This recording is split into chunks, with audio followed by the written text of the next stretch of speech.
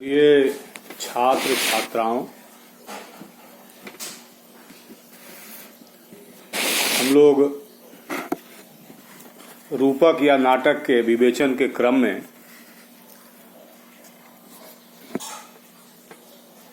रस को समझने का प्रयास कर रहे थे और पिछले क्लास में हमने रस संबंधी चर्चा की थी। मैं doctor Akhilesh Kumar, associate professor, Hindi विभाग, एचडी जैन कॉलेज, आरा। हम लोग स्नातक खंड 3 हिंदी प्रतिष्ठा के छठे पेपर के अंतर्गत भारतीय काव्य शास्त्र का अध्ययन कर रहे हैं। इसके क्रम में हम लोग पिछले क्लास में रस की चर्चा हम लोगों ने की थी और यह कहा था कि आगे के क्लास में भावों को लेकर चर्चा हम करेंगे, क्योंकि रस को समझने के लिए भाव विवेचन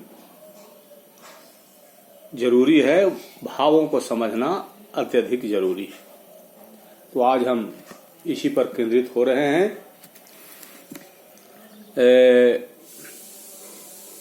रस की उत्पत्ति भावों से होती है और भावों की परिपक्वावस्था का ही नाम रस है। परिपक्व भाव ही रस कहलाते हैं।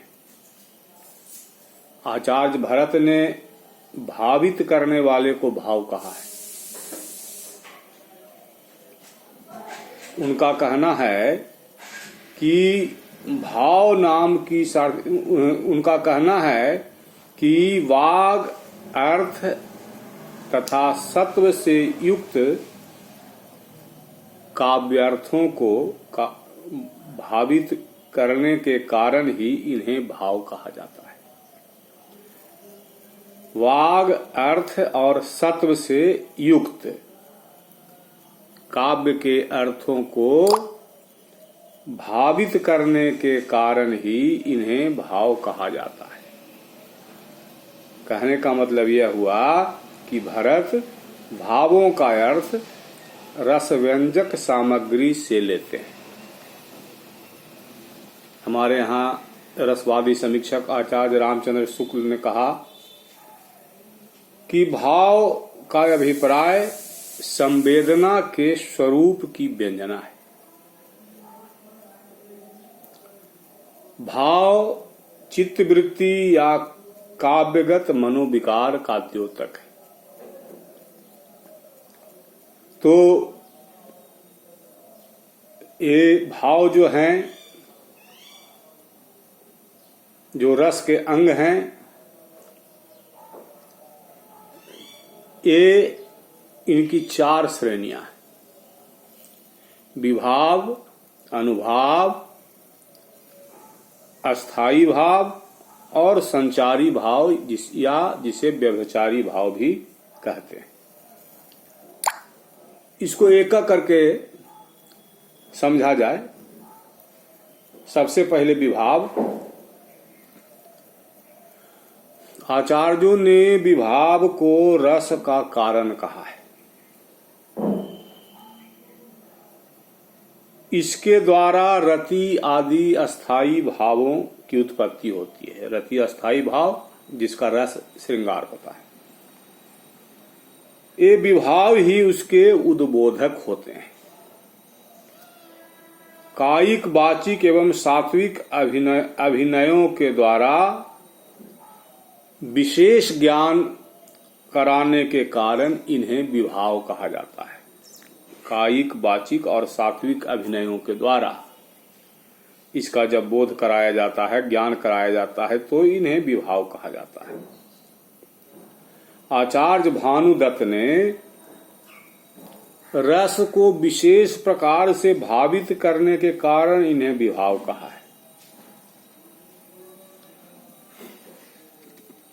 विभाव 2 प्रकार का होता है, आलंबन विभाव और उद्दीपन विभाव।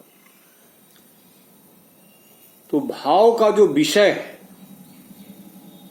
जो आधार है, वह आलंबन कहा जाता है। और भाव को उद्दीप्त करने वाले, बढ़ाने वाले या तीव्र करने वालों को उद्दीपन कहते हैं। जैसे मधुबन तुमकत रहत हरे, मधुबन को देखकर भाव तीव्र हो रहा है, हृदय का भाव उद्दीप्त हो रहा है। दुख का प्राणी सुख के प्राणी को देखकर सहन नहीं कर पाता है। मधुबन में नए नए फूल खिल रहे हैं और गोपियां यहाँ कृष्ण प्रेम में दुखी हैं, क्योंकि उन्हें कृष्ण का वियोग है। तो यहाँ एक खिलते हुए फूल जो हैं उद्दीपनकारी चित्र प्रस्तुत कर रहे हैं। अब चाननी भेल विषम सर रे भूषण भेल भारी, सपने हूं हरि नहीं आओल रे गोकुल गिरधारी। चंद्रमा की चांदनी जिसका काम है शीतलता देना, वो विरह जन स्थिति में भावों को उद्दीप्त करने के कारण विषैले बाण के समान लगते हैं। चाननी भेल विषम सर रे भूषण भेल भारी। और आभूषण जिसके लिए नारियां नायिकाएं जान निछावर करती हैं, विरह जन स्थिति में वह भी भार प्रतीत होने लगता है। तो यहां पर ये सब भावों को उद्दीप्त कर रहे हैं। तो विभाव के दो प्रकार होते हैं, आलंबन और उद्दीपन। भाव का विषय आलंबन कहा जाता है और भाव को उद्दीप्त करने वाले, बढ़ाने वाले, तीव्रता प्रदान करने वाले को उद्दीपन कहते हैं। इसके अंतर्गत, उद्दीपन के अंतर्गत उद्दीपक सामग्रियों का उल्लेख होता है। जैसे हमने बताया, चंद्रमा की किरणें, आभूषण, उपवन के फूल, नए नए ताजे ताजे फूल। और यह आलंबन जो है, यह तो उद्दीपन होगी। आलंबन जो है इसका भी दो प्रकार होता है, आलंबन और आश्रय। तो जिसका अवलंब ग्रहण कर रस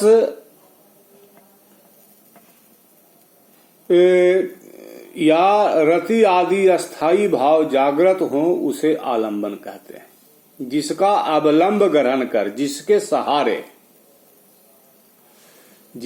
सहारे रस या रति आदि अस्थाई भाव जगते हैं उसे आलंबन कहते हैं। तो कृष्ण प्रेम में तो कृष्ण आलंबन है। आलंबन के सहारे ही सहृदयों के हृदय में रस का संचार होता है। जिस व्यक्ति या व्यक्तियों में भाव या रस की उत्पत्ति हो उसे आश्रय कहते हैं, जिसके अंदर भाव उदय होता है। अब रामचंद्र जी को देख करके सीता जी के मन में भाव उदय हुआ। देखन मिसमिग बिहग तरु फिरई बहोर बहोर, भाव उदय हुआ, जिसकी प्रतिक्रिया है कि बार बार पशुओं, हरिण, देखन मिस मृग बिहग पक्षी और वृक्ष को देखने के बहाने बार बार गर्दन घुमा करके सीता जी राम की छवि निहारने की कोशिश करती है। तो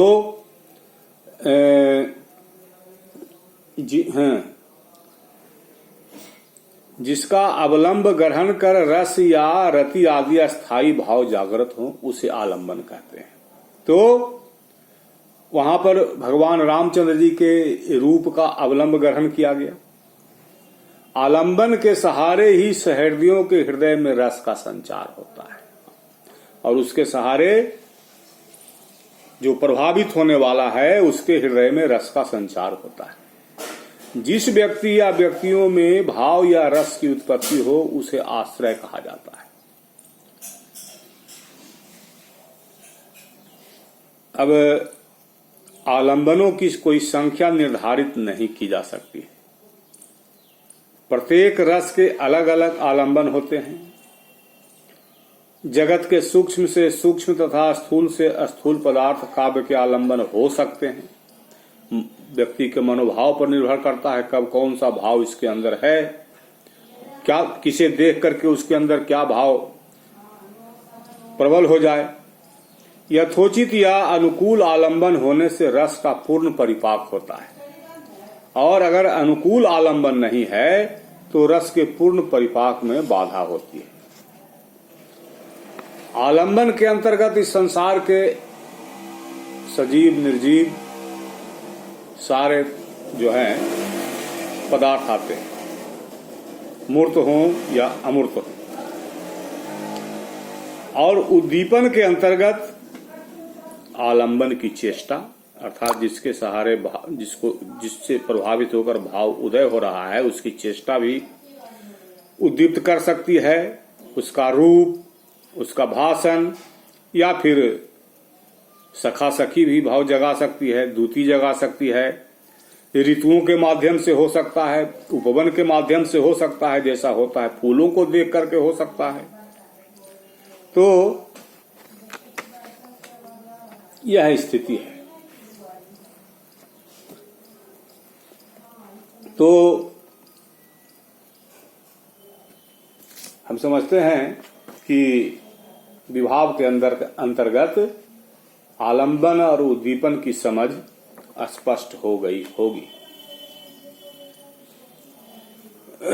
अब इसके बाद हम आगे आते हैं और विभाव के बाद होता है अनुभाव। तो भाव के सूचक या बोधक विकार को अनुभाव कहते हैं, जो भाव को प्रकट करता है। भाव पहले मन में आता है, उसके बाद उसका प्रकटीकरण होता है। पहले गोपियों ने उपवन को में फूलों को खिलते हुए देखा, अंदर से हृदय जला और वाणी के माध्यम से प्रकट हुआ। जो प्रकटीकरण है वह अनुभाव है। अनुभव के उपरांत यह होता है। तो यह विभाव के बाद की स्थिति है। विभाव के पीछे होने के कारण ही इसे अनुभाव कहा गया है। अनु अर्थात पश्चात, पश्चात भवन्ति इति अनुभावा।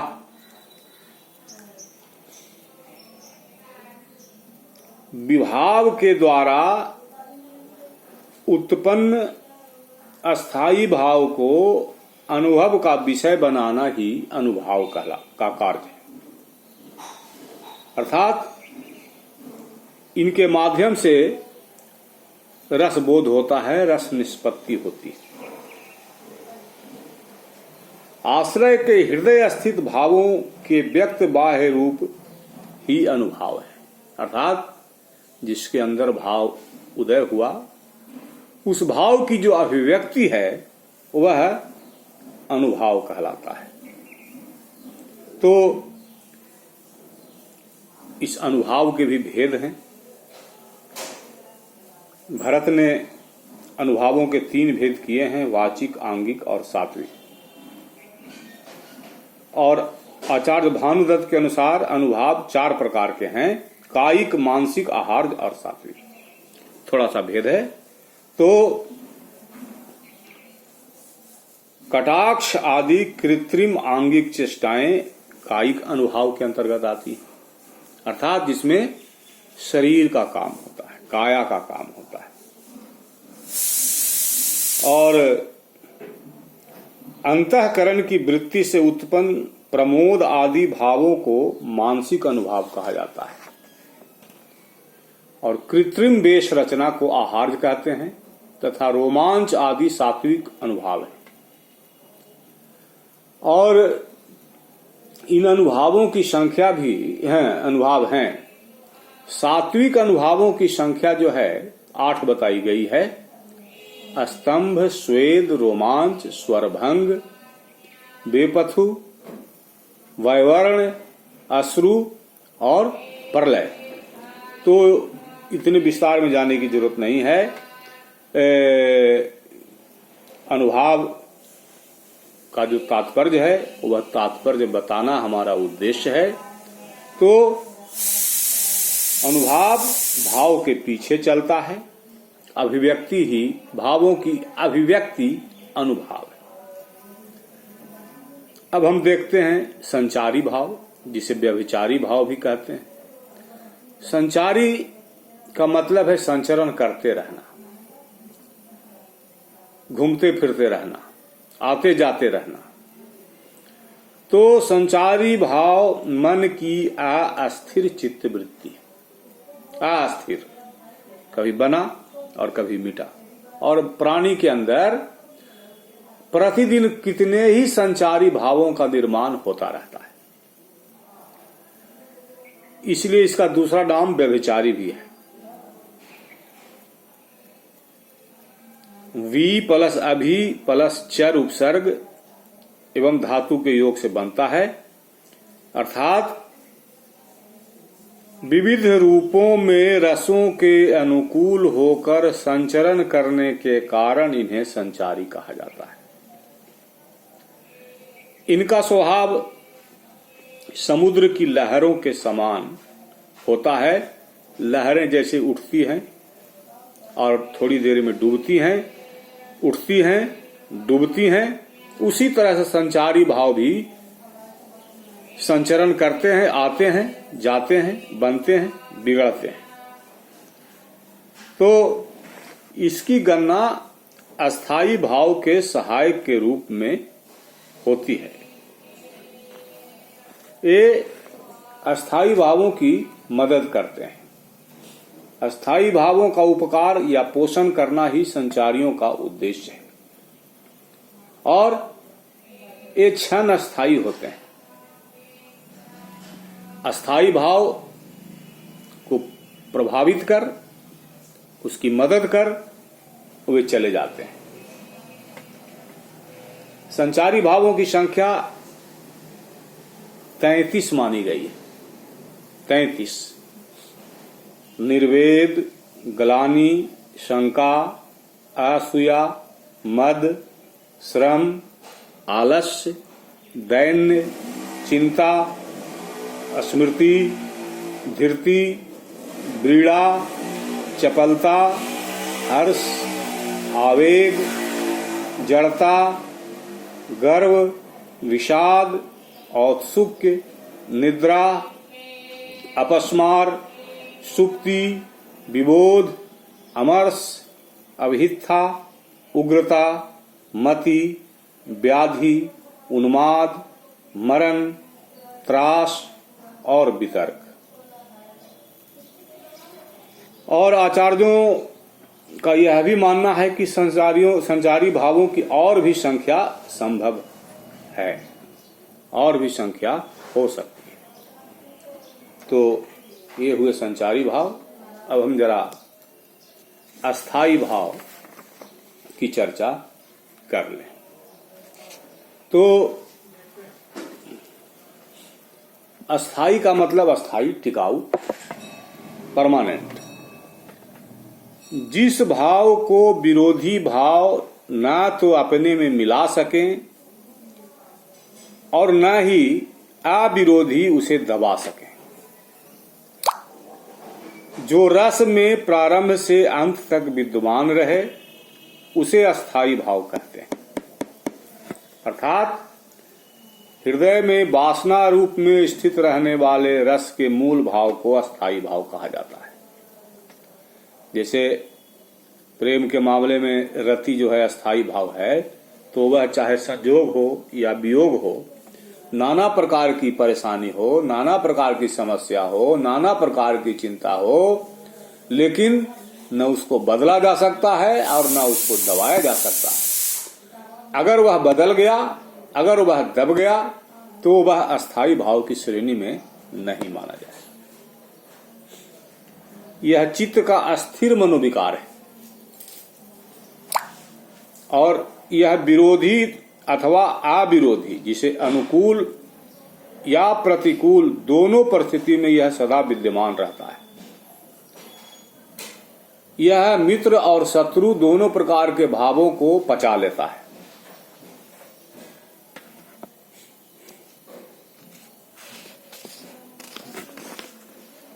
तो इस तरह से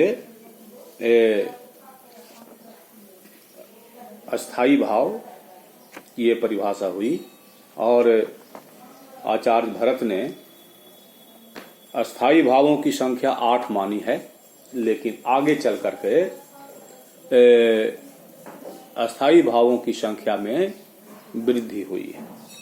भरत ने जो 8 माने हैं उसमें रति, हास, शोक, क्रोध, उत्साह, भय, जुगुप्सा और आश्चर्य, तो इनमें क्रमशः श्रृंगार, हास्य, करुण, रौद्र, वीर, भयानक, विभत्स एवं अद्भुत रस उत्पन्न होते हैं।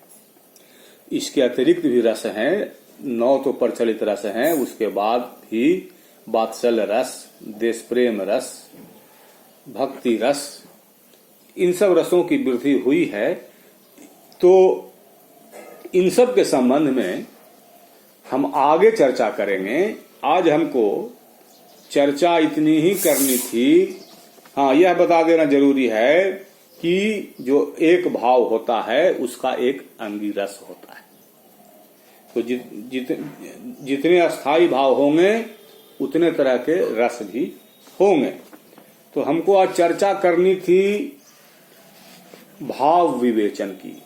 किस तरह से भावों की कैटेगरी है जिसके आधार पर, जिनके सहारे रस का बोध होता है, रस का प्रगटीकरण होता है, रस निष्पन्न होता है, रस का पता चलता है और पाठक या दर्शक, परीक्षा गृह में तो दर्शक ही होंगे, को आनंद की अनुभूति होती है। और रस का मतलब ही है आनंद।